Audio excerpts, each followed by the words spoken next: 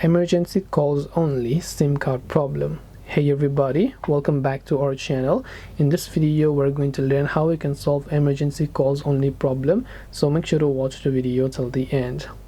The emergency calls only error on an Android phone can be caused by network connectivity issues such as inactive SIM card, being out of cellular network coverage, or airplane mode being enabled. So you want to make sure that's not the case. If you've enabled airplane mode, try to disable airplane mode. Make sure you're in a place where your cellular network is working just fine.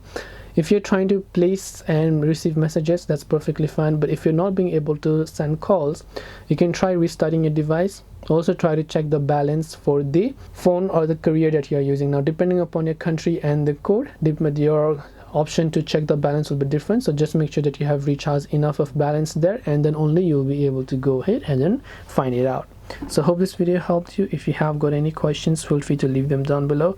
Thank you for watching till the end, and see you soon in the next video.